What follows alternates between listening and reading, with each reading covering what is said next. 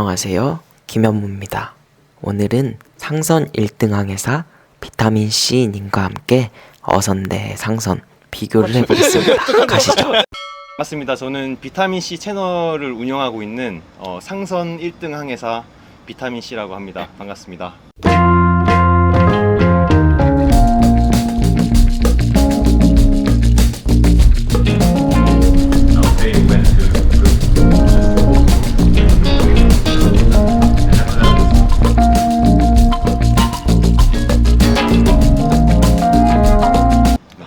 반갑습니다. 저는 RAMP 채널을 운영하고 있는 어선 1등 항해사 김현무라고 합니다.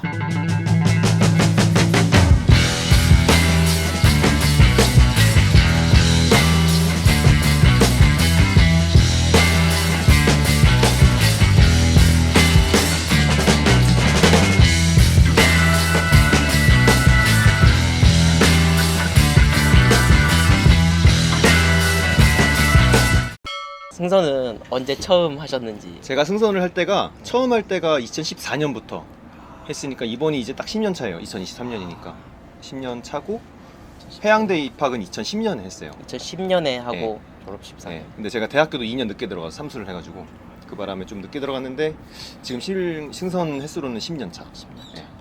램프님은 지금 몇 년? 저는 2017년도에 처음 승선해가지고 아, 지금 2023년도까지 네. 탔으니까 6년 차. 6년 차. 6년 차. 6년 차네요. 와, 근데 진급 진짜 어리네요. 빨리 하셨네요. 언제 1항사로 진급? 저도 4년 걸렸어요. 아, 4년. 똑같죠. 똑같네. 똑같죠. 어선은 좀 더 빨리 하는 친구들 뭐 1년, 3년 타고 이제 4년 차 되면은 이제 진급할 때가 많고.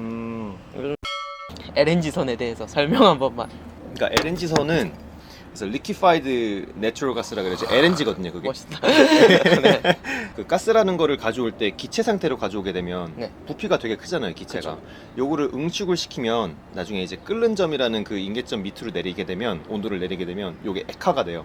그래서 가스를 액화를 시켜서 가져온 거기 때문에 천연가스 같은 경우는 마이너스 160도 밑으로 내려야 이게 기체 상태에서 액화로 변환이 돼요. 그러면 부피의 수축이 약 600배 이상이 부피가 수축이 되기 때문에 더 효율적으로 많은 가스를 한 배로 가져올 수 있게 되는 거죠. 그래서 그 가스를 가져오는 배가 LNG 선입니다. 그 현문 램프님도 지금 타고 계신 네. 그 참치 그거를 이제 네, 어떤 자기- 트롤이 아니고 그 어떤 선망선이라고 선망선. 해요. 저는 네. 태평양 선망선에 대해서. 태평양 참치 선망선으로 해가지고 태평양 해역에서 이제 참치떼를 찾아서 돌아다니고 참치떼를 잡고 저희가 그 잡은 참치를 보관했다가 저희 만선을 하면 거의 1,000톤 네. 가까이 참치만 1000톤. 참치만 1,000톤 가까이 실을 수 있는데 그 만선을 해서 입항지인 주변 연안국들이 있는데 거기까지 가서 이제 운반선에 넘겨주는 일까지 하고 있는. 그거 한번 말해볼까요? 배 크기, 배 크기. 배 크기와 속력 이런 거, 약간 재원 같은 거. 재원. 네, 지금 타시는 게 그 패밀리아우. 패밀리아우. 전체 길이가 길이가 저희가 사실 패밀리아우 대충 대충 사조 패밀리아우가 한 72m 와. 정도 되는데 어선 중에서는 거의 제일 큰 거 아니에요? 아니요 제가 참치 이전에 탔던 세레나 2호가 어선 중에서 참치 잡는 어선 중에서 제일 큰 건데 그게 90m, 와. 90.2m예요. 시케이너 지금 타고 계신 배는 몇 미터? 제가 타고 있는 게 315m. 배가 315m예요. 네. 배가 315m면 선수에서 선미까지 가는데 얼마나 걸려? 선수에서 선미까지 막 달리기 하고. 한 바퀴 이렇게 쭉 뛰면은 네. 그날 운동 약간 끝나는. 왜냐면 이렇게 옆에까지 다 돌리면 한 진짜 한 1km 좀 안 돼요. 굴레로 그러니까. 치면. 예. 선속은 그럼 저희는 이제 네. 진짜 옛날 배들 안 나오는 배들도 많은데 12노트에서 잘 나오는 배들 막 17나트 이렇게까지 나오는데 17나트 나오는 배가 거의 많이 없어요? 없고 요즘에는 15노트 이 정도까지 나와도 잘 나오고. 15노트. 아 근데 저희도 비슷한 것 같아요. 상선도 진짜 풀로 가면 20노트, 뭐 조류 좀 받고 하면 21노트까지도 가는데 보통 19노트에서 18노트 사이고 그 다음에 뭐 컨테이너선 같은 경우는 25노트, 27노트 가는 배들도 있는데 대형 상선 같은 경우는 아마 정해져 있는 것 같아요. 네. 네. 네, 샤주 패밀리하고 그거잖아요. 네. 그 배가 헬기도 있던데 배 안에. 네. 전 그거 보고 충격 먹었어요. 배 위에 헬기가 있다는 자체가. 네. 저희는 이제 참치를 잡아야 되기 때문에 네. 참치가 엄청 넓게 퍼져 있고 어디에 있는지도 모르는데 이걸 레이더를 통해서 찾거든요. 레이더에 S밴드 있고 X밴드 있잖아요. 네. 그러니까 새가 찍히는 레이더가 있고 새가 안 찍히는 레이더가 있어요. 새가 그러면은 여기에 새가 뭉쳐 있다는 거를 항해하다 보면 보이지 네, 않나요? 네, 네, 그쵸. 아 여기는 많이 섬이 보여요. 아니고 새다 맞아요. 약간 이런 식으로 맞아요. 해가지고 저희는 그 지점을 보고 가야 되는데 20마일 떨어져 있으면 너무 멀잖아요. 그렇죠. 그래서 헬기를 날리는 거예요.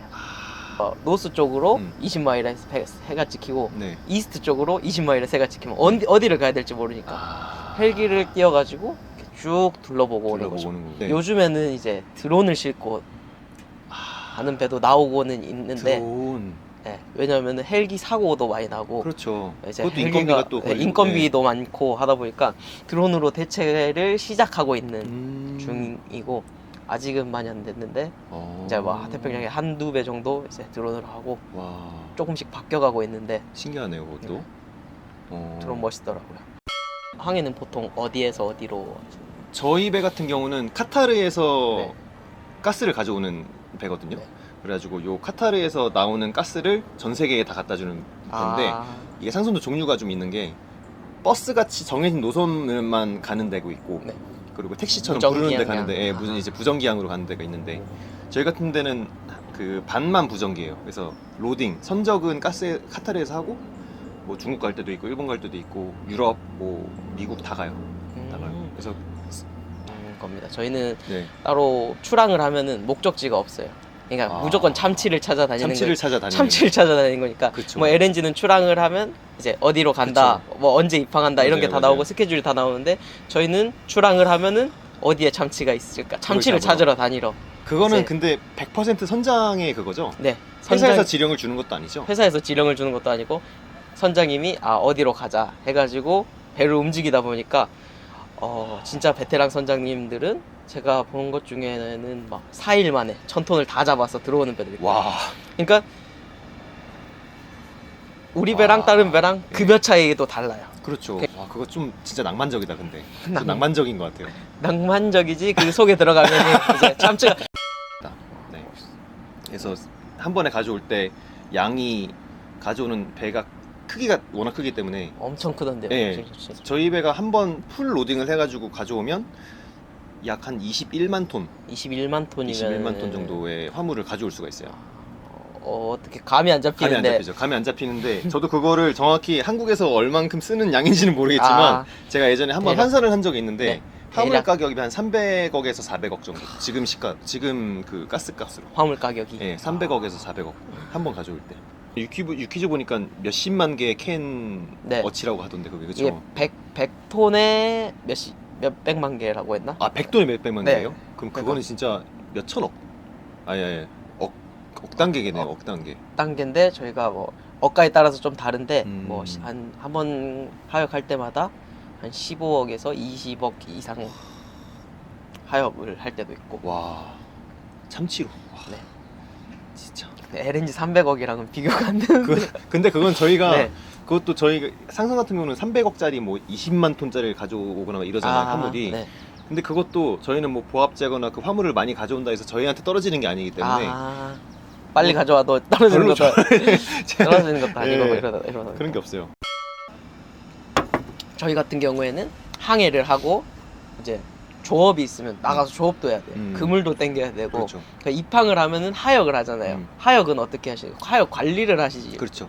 관리를 하시고 이러는데 저희는 직접 어창에 들어가서 하역도 해야 돼요. 아. 그러니까 항해사는 이제 위에서 전체적으로 이제 콘솔을 보고 크레인을 만지고 그렇게 하는데 사망사나 2등 항해사 같은 경우에는 직접 가가지고 하역도 해야 되니까 안에 들어가서 이제 안에 들어가서 옮기고 해야 되니까 그 하역비가 따로 지급되긴 하지만 좀 적다고 적다고 생각되거든요. 그렇기 때문에 훨씬 네. 이제 어선 타는 사람들이 힘들어하고 처음에 적응하기가 너무 힘들죠. 그렇죠, 그렇죠. 쉬는 날이 이제 맞아요, 맞아요. 상선도 쉬는 날은 없지 않아요. 없죠. 똑같죠. 상선은 쉬는 날 없는데 근데 이건 있어요. 주말에는 쉬긴 쉬어요.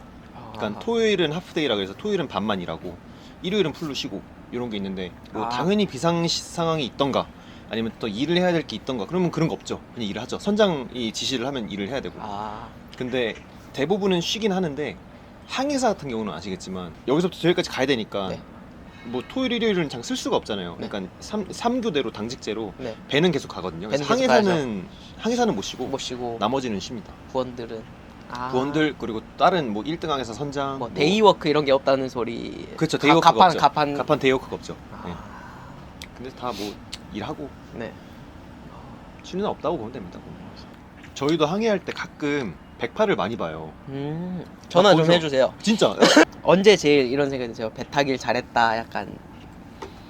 통장 볼 때 월급에 대해서 같이 얘기를 하면 되게 좋을 것 같아요.